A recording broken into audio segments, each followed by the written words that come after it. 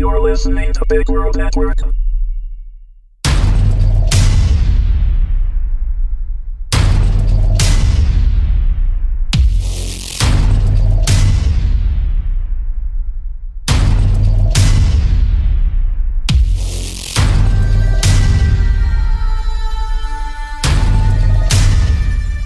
Bullets and Blades, a post-apocalyptic love story, Episode 1.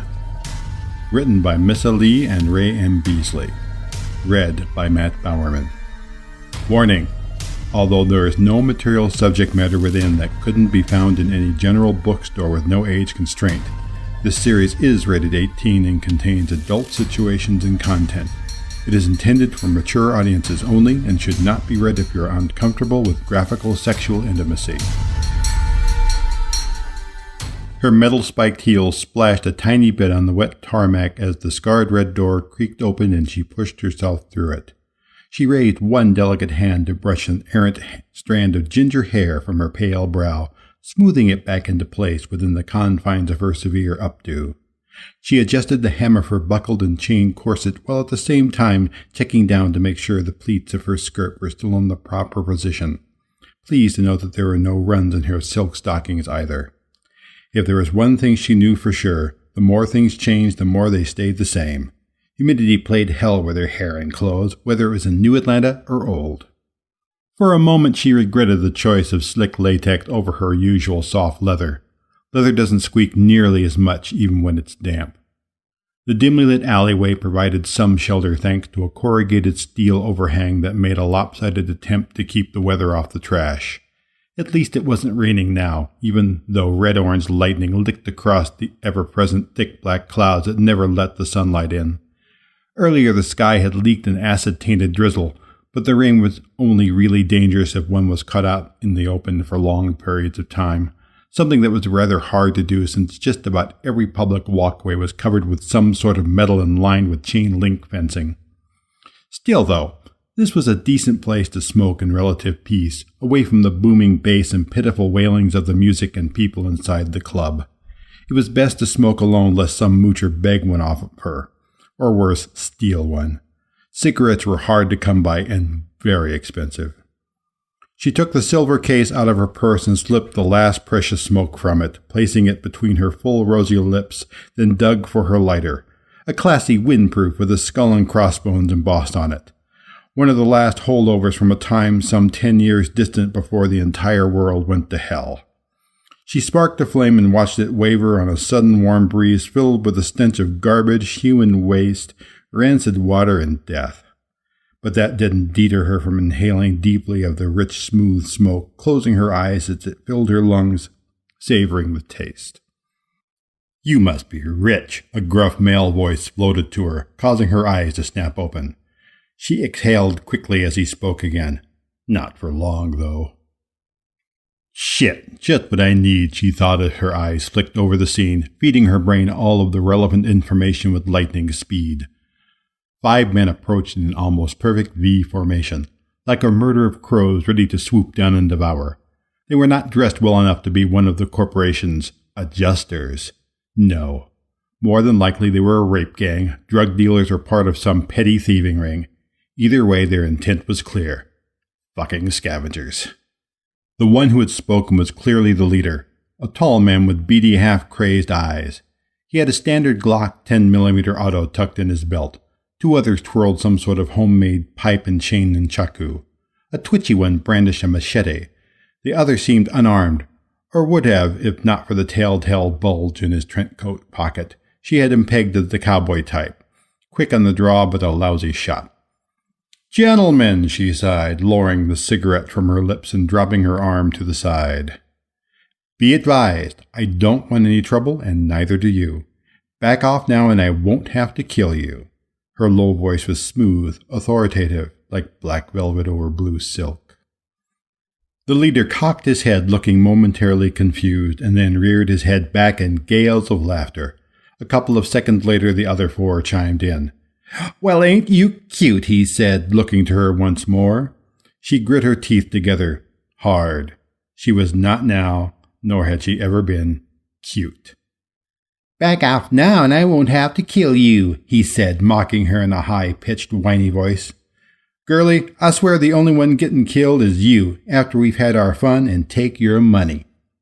The big man took a single step closer, reaching for the plastic butt of his pea shooter.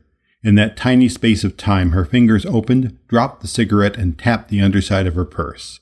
A shiny Smith & Wesson .357 revolver materialized in her hand, cocked, locked, and ready to rock before the cherry of the smoke sizzled out in a puddle near her right foot. You've got 21 feet, she growled, now seriously pissed off. There had been 3/4 of the smoke left before these Neanderthals forced her to drop it. The big man hesitated, not sure how he was looking down the gaping hole of a big-bore pistol all of a sudden. Her eye caught the fluttering of black leather and her mind made the shot nanoseconds before her finger squeezed the trigger, sending the bullet barreling on its way through Cowboy's throat. He squeezed off one reactive shot, which went wild, ricocheting off the dumpster. At that instant, she thought she heard the tinkling sound of shattered glass, but had no time to compute as the others began their rush. Instinctively, she ducked, bending forward at the waist and sidestepping at the same time. Some glittering object whizzed above her head, striking the big man on the temple and knocking him back 3 or 4 steps. He howled, bringing his hand to his face, which caused him to fumble with his belt buckle as he groped blindly for that silly Glock. Nunchaku One dropped his weapon with a clang as her next bullet ripped a train tunnel through his heart. Twitchy took a few shaky steps forward and began raising the big blade over his head. But something seemed to pull him violently back, and her sharp eye caught 2 things at once. First, she saw the projectile gush of blood come spewing from his suddenly ruptured chest, and second, a thin band of light revealed the gaze of emotionless hazel eyes, looking directly into hers. Ignoring a faint thrill that wanted to crawl up her spine, she fell to one knee, let her body crumple into a little ball, and moved by rolling onto her back, only to pop into a classic shooting stance a few feet away. Damn it! So much for not running my stockings, she grumbled to herself as her gun came to bear on the big man who was now recovering his composure. A thick stain coursed down his cheek, the dim light making his blood look black. Whatever had struck him had cut him pretty deep. She fired, making the cut ever so much deeper and blowing out the opposite side of his skull. That was one wound that would never heal. She whirled, bringing her firearm to bear on nothing. Damn! She could have sworn Nunchaku 2 was standing in her sights not half a second ago. Then, without having to think, she twisted her torso, flicking the gun under her arm, and popped off another shot almost directly behind her. Nunchaku 2 didn't even have time to scream. Before he hit the ground, she registered that the shot had hit him in the jewel of his neck, barely an inch below the hilt of a black throwing spike that had simultaneously struck its mark and buried deep in his larynx. Straightening her body, she turned, letting her grip relax on the butt of the pistol. She looked up to see a lanky figure with hazel eyes standing there with his hands in his pockets, looking sarcastically morose. He was perhaps 6 feet tall, dressed in a black t-shirt with a smiley face, pocket-laden bondage pants, a jester's cap of all things, and heavy boots. It was no wonder she hadn't seen or sensed him before. With the addition of his long dark trench coat, he blended so well with the shadows he was practically invisible. Perfect camouflage for running inner-city terrain.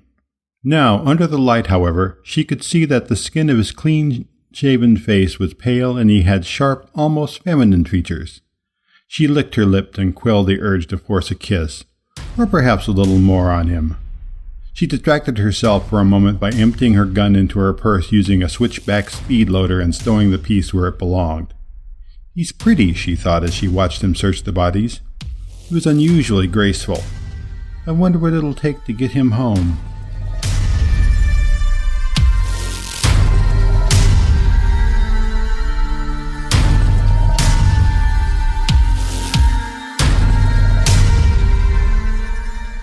Visit BigWorldNetwork.com for more e-series samples, or sign up for a $3 a month subscription for full access to all written and audio e-series content, accessible from the website, mobile, or e-reader devices. Thanks for listening.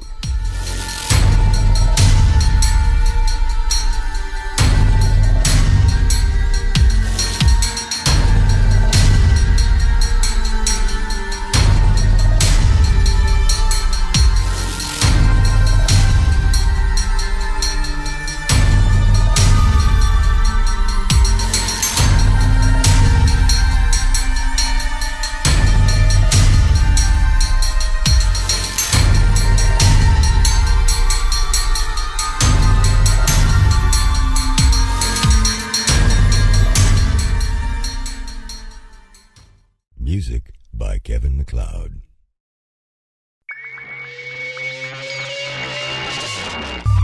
You're listening to Big World Network.